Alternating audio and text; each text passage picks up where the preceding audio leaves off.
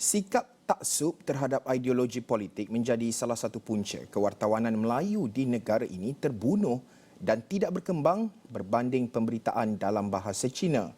Profesor Sejarah Sosial dan Intelektual Institut Pemikiran dan Ketamadunan Islam, Universiti Islam Antarabangsa Malaysia UIAM, Profesor Datuk Dr. Ahmad Murad Marikan berpandangan terdapat budaya dalam kalangan orang Melayu yang menganggap parti yang disokong mereka sebagai parti dunia dan akhirat.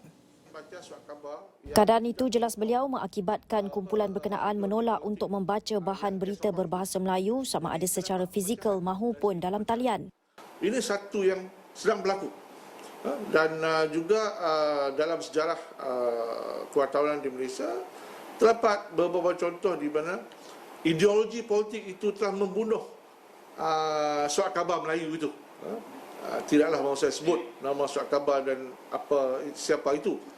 Tapi sejak tahun 61, sebelum itu surat khabar itu yang muncul pada tahun 1938, 39, 38 syarikat, 39 ialah surat khabar itu diterbitkan. Ia surat khabar bebas, radikal, tidak bertaut kepada mana-mana ideologi politik. Tapi selepas diambil alih oleh satu parti politik dan seterusnya selama hampir lebih daripada 40 tahun, ia mati oleh sebab cengkaman parti politik itu. Jadi di kalangan orang Melayu kita mesti sedar bahawa kita jangan sombong lah. Jangan sombong, jangan angkuh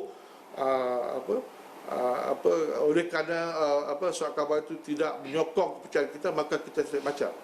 Jelas Ahmad Murad lebih menyedihkan apabila ada dalam kalangan cendekiawan Melayu yang turut menolak untuk membaca akhbar-akhbar Melayu dengan menyifatkan ia sebagai institusi picisan dan tidak boleh dipercayai. Justru sokongan yang ditunjukkan masyarakat Cina yang menggunakan akhbar sebagai lidah mereka wajar dicontohi. Kita mesti angkat kewartawanan Melayu ini sebagai kewartawanan kebangsaan. Bukan kewartawanan bahasa Cina, bukan kewartawanan Inggeris, tapi kewartawanan berbahasa Melayu. Kewartawanan berbahasa Melayu bukan hanya untuk orang Melayu, tetapi untuk negara. Jadi ini mesti dipaparkan, wawarkan oleh media Melayu itu sendiri, oleh surat khabar Melayu itu sendiri. Dan juga mereka mesti pandai mengurus dan cabaran online. Sebab cabaran online ini dalam surat khabar bukan hanya mengadakan e-paper ataupun link, tetapi bagaimana kita menyalurkan kandungan itu kepada sasaran kita. Ini tidak dilakukan oleh media Melayu, termasuk juga majalah-majalah Melayu.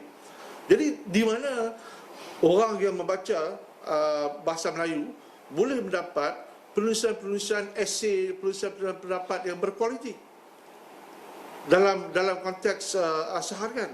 Mengambil contoh situasi di Indonesia, Ahmad Murad menambah dunia kewartawanan di negara itu dilihat lebih berkembang berbanding di Malaysia kerana rakyatnya tidak meremehkan bahasa Indonesia. Pemerintah juga seharusnya tahu mengenai fungsi kewartawanan Melayu dalam aspek memberikan teguran kepada kerajaan. Beliau ditemu bual sempena sambutan Hari Wartawan Nasional Hawana 2022 di Institut Antarabangsa Tamadun Islam dan Dunia Melayu ISTAC UIAM baru-baru ini.